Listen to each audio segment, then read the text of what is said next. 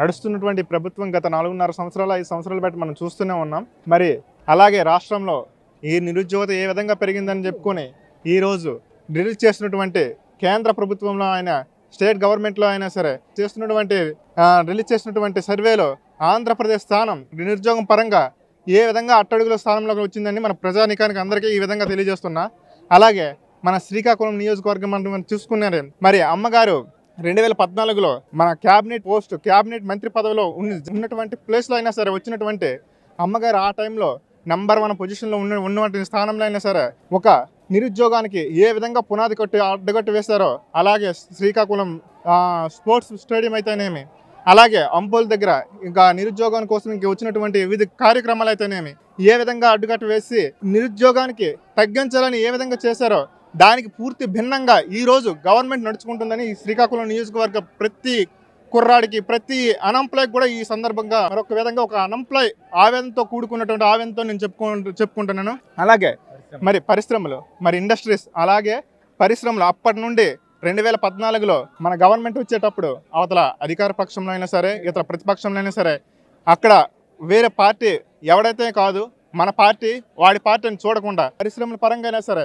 ఈరోజు అనంతపురం పెనుకొండ కియా పరిశ్రమ అయితేనేమి, అలాగే మన శ్రీకాకుళం ఈ సరౌండింగ్లో వచ్చినటువంటి పరిశ్రమలు అయితేనేమి, ఎన్ని పరిశ్రమలు వచ్చినా సరే దానికి నిలువెత్త రూపం నారా చంద్రబాబు నాయుడు గారు వేసినటువంటి ఓ భిక్షని అనుకొని ఈ విధంగా శ్రీకాకుళం నియోజకవర్గ ప్రజలందరికీ ఇంకోసారి తెలియజేసుకుంటున్నాను. అలాగే మరి ఇండస్ట్రీస్, మరి ఇప్పుడు ఉన్నటువంటి 5 సంవత్సరాల్లో వీళ్ళు నాకు 2 రోజుల క్రితం ఒకటే అన్నారనమాట, మీ పార్టీ మా పార్టీ అని కుమ్ములాడుకొని కన్ఫ్యూజ్ చేస్తున్నారు అని చెప్తున్నారు తప్ప. కానీ వైఎస్ఆర్సీపీ నాయకులు ప్రతి ఏ సమావేశంలోకి వెళ్ళినా మీ పార్టీ ఎలా అంటున్నారు, మా పార్టీ ఎలా అంటున్నారు అని కన్ఫ్యూజ్ చేస్తున్నారు. టీడీపీ వాళ్ళు నిన్నే ఒక మన నియోజకవర్గ గుండు శంకర్ గారు అయితేనేమి 19 వరకు ఏం జరిగిందో రాష్ట్రం మొత్తం కళ్ళకు కట్టినట్లు నారా చంద్రబాబు నాయుడు గారు నేను ఇచ్చేసా, పోలవరం ఇచ్చేసా అని 2018-2019 సంవత్సరంలో నియోజకవర్గానికి 3-4 బస్సులు వేసి ఇది నేను చేశా అని నా జబ్బ చరిచే విధంగా ప్రతి తెలుగుదేశం పార్టీ కార్యకర్త జబ్బ చరుచుకునే విధంగా చూపించారు ఈరోజు. కానీ ఆ రోజు చూపించారు, కానీ ఈరోజు జగన్మోహన్ రెడ్డి గారు ఏదైనా సరే పక్కన ఈ పరిశ్రమ పెట్టానని చెప్పేసి పక్క నియోజకవర్గానికి ఒక ఆటో కూడా వేయనటువంటి పరిస్థితి జగన్మోహన్ రెడ్డి పరిస్థితిని ఈ నియోజకవర్గానికి ఇంకో విధంగా తెలియజేసుకుంటాను.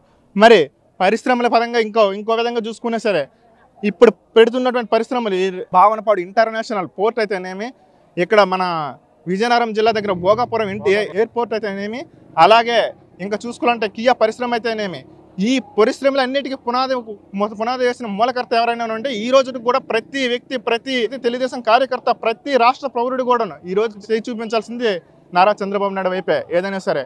ఎందుకంటే ఈ రోజు అటువంటి ఏదైనా జీడిపిలో అయినా సరే, ఎస్జీడిపిలో అయినా సరే, స్టేట్ జీడిపిలో అయినా సరే ఈ రోజు నుంచి ఏదైనా సరే ఇప్పుడు గవర్నమెంట్ ఏదో చెప్పుకుంటున్నారు ఈజ్ ఆఫ్ డూయింగ్ పరిశ్రమల్లో నెంబర్ 1 పొజిషన్లో వచ్చిందని. జగన్మోహన్ రెడ్డికి సూటికి ఒకటే ప్రశ్న, నువ్వు ఇప్పటి వరకు అయితే ఏది చేయలేదు, అంతా చేసిందల్లా టీడీపీ గవర్నమెంటే, నువ్వు చేయడానికి ఇంకేం లేదు, అంతా చేయాల్సిందల్లా టీడీపీ గవర్నమెంటే. అతను చేసిన అభివృద్ధిని నేను చేశానని చెప్పుకొని ఆ పరిశ్రమలు తీసుకొచ్చారు, ఈ పరిశ్రమలు తీసుకొచ్చని చెప్తున్నారు. కానీ ఈ రోజు ప్రతి నిరుద్యోగ వర్గం నువ్వు పరిశ్రమ తీసుకొచ్చినట్లయితే ఈ రోజు నిరుద్యోగం ఎందుకు ఎక్కువ అవుతుంది? ఏదైనా సరే ఆంధ్రప్రదేశ్ రాష్ట్రం అనేది ఇంచుమించుగా విద్యలో టాప్ పోస్ట్ అని చెప్తున్నాం. ఏదైనా సరే ఆ విద్యకు అందించిన ఉద్యోగాలు ఎక్కడ ఉన్నాయి ఈ రోజు అయినా సరే. ఈ విధంగా మరొక్కసారి ఈ శ్రీకాకుళం నియోజకవర్గం ప్రజలకు ఏదైనా మేము చెప్పాలి అనుకుంటామంటే ముందు పరిశ్రమలను కాదు, ముందు మన భవిష్యత్తు నిలబెట్టుకోవడానికి ఒక పవర్ఫుల్ లీడర్ కావాలి. ఆ తర్వాత పరిశ్రమలు దాని అంతటి అవే వస్తాయి. అటువంటి లీడర్ ఎవరైనా ఉన్నారని అనుకుంటే శ్రీకాకుళం నియోజకవర్గంలో అమ్మగారు, రాష్ట్ర మంత్రివర్గంలో సరే నారా చంద్రబాబు నాయుడు గారే ఈ విషయంగా మరొకసారి ఆలోచించుకొని రేపు జరగబోయే ఎలక్షన్లో భవిష్యత్తు కోసం మీరు ఏ విధంగా పాటుపడాలని చెప్పేసి మరొకసారి ఇది ఒక రిక్వెస్ట్ అనుకోండి, ఆడనుకోండి, మీరు ఏమైనా అనుకోండి. అతని కోసం చెప్పాలంటే ఒక యుగం కావాలండి. అతను పరిపాలించేది 2019 మే నెల కానించి ఈ రోజు వరకు సుమారు 4 సంవత్సరాల 10 నెలలు కావస్తుంది. ఈ 4 సంవత్సరాల 10 నెలల కాలంలో అతను ఇచ్చిన హామీ, ఇవ్వనటువంటి హామీ టోటల్గా ఏం చేశాడంటే నవరత్నాల పేరు చెప్పి మొత్తం సర్వనాశనం చేసాడండి. ఉద్యోగస్తులకి సుఖం లేదండి, పెన్షనర్లకి సుఖం లేదండి, భవన నిర్మాణ కార్మికులకి సుఖం లేదండి, రోజుకాలు కూలీకి సుఖం లేదండి, అంగన్వాడీలు మొన్నటి వరకు స్ట్రైక్ చేసిన వాళ్ళకి సుఖం లేదండి. ఎవరికి సుఖం ఉందండి అతని పరిపాలనలోని? ఏ ఒక్కరికి సుఖం లేదు. అతను ఏం చేస్తున్నాడంటే దోచుకోవడం దాచుకోవడం ఆ రెండే తప్పిస్తే అతనికి ఏ రకమైనటువంటి ఇది తెలియదండి. అసలు తర్వాత వయసు ఉండాలండి పరిపాలన చేయాలంటే. ఏదో దివంగత నేత రాజశేఖర రెడ్డి గారి కుమారుడు వస్తే ఏదో పెద్దగా పరిపాలించేస్తాడు, ప్రజలకు ఏదో మేలు చేస్తాడు, మా అందరికి ఉద్యోగాలు వచ్చేస్తాయి, మా ఇంట్లోనే ఏదో కూడబెట్టేస్తాడు, మా వాకలు చేస్తాడని ప్రజలు అతని మాటలు విశ్వసించి అతనికి ఓటేసి గెలిపించారు. గెలిపించినందుకు కానీ ఇవాళ ప్రతిఫలం వాళ్ళు చూస్తున్నారండి. అతను ఉదయం చేసిన దానికి సాయంకాలం చెప్పిన దానికి చాలా వ్యత్యాసం చూసి నీకు నమస్కారం, నువ్వు ఎప్పుడు వెళ్ళిపోతావు బాబు అని శతకోటి ధన్యవాదాలు చేస్తున్నారండి, శతకోటి నమస్కారాలు పెడుతున్నారండి ప్రజలు. ఇవాళ జగన్మోహన్ రెడ్డి ప్రభుత్వం కోసం చెప్పాలి అంటే చాలా టైం తీసుకుంటారు. ఏమి అభివృద్ధి చేశాడండి? ఎక్కడ ఒక ఫ్యాక్టరీ కట్టాడండి, ఎక్కడ కొత్తగా ఒక ఉద్యోగం ఇచ్చాడండి, ఎక్కడ ఏమైనా సరే ఒక రోడ్డు వేయించాడండి, ఏటి చేయించాడండి, ఎక్కడ ఒక ఇల్లు కట్టించాడండి. నేను కట్టుతున్నది ఇది ఇల్లు కాదు ఊళ్ళు అని అన్నాడు. ఊళ్ళు లేదు ఇల్లు లేదండి. అతను ఏం చేశాడండి? ఉట్టినే ప్రజలను మభ్యపెట్టడం, అంతా మాయ చేయడం, అతను స్వలాభం కోసం, అతని స్వార్థం కోసం అతని జేబులు నింపుకోవడం, ఇదండి వాళ్ళు. అతనే కాదు, అతని క్యాబినెట్లో ఉండేటటువంటి ఎమ్మెల్యేస్ కానీ మినిస్టర్లు కానీ అందరూ కూడా ఏం తిరిగి చూసుకునే అవసరం లేదు. ఏ ఒక్కరికి కూడాను వాళ్ళు కూడా ఇవాళ తిరిగి పోటీ చేయడానికి కూడా దొంకుతున్నారంటే ఇతని పని ఎంత వ్యతిరేకం ఉన్నదో చూడండి. రాత్రి ఎలక్ట్రానిక్ మీడియాలో కూడా చూసాం. అతను స్వచ్ఛందంగా ఒప్పుకున్నాడు, నేను ఓడిపోతే స్వచ్ఛందంగా దిగిపోతాను, నాకేం భయం లేదు. అతను ఒప్పుకున్నాడంటే అంత నిర్భేదంతో అతను మాట్లాడుతున్నాడంటే అతనిలో కూడా ఒక రకంగా భయం వచ్చిందండి. భయం రాకపోతే ఆ మాటలు రావు.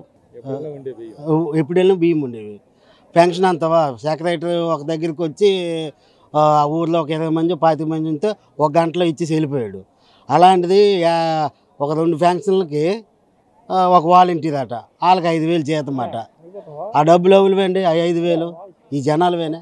2 ఫ్యాంక్షన్లు పంచడానికి 5,000 నెలకి ఇస్తాను అంటే వేస్ట్ కదా డబ్బులు. మరి ఈ బియ్యం డబ్బులు, ఈ బియ్యం పంచుతుంటే ఫ్రీ బియ్యం అలా నరేంద్ర మోడీ ఇచ్చిన బియ్యమే ఈడు పంచుతాడు వచ్చి, మరి ఏంటి లాభము?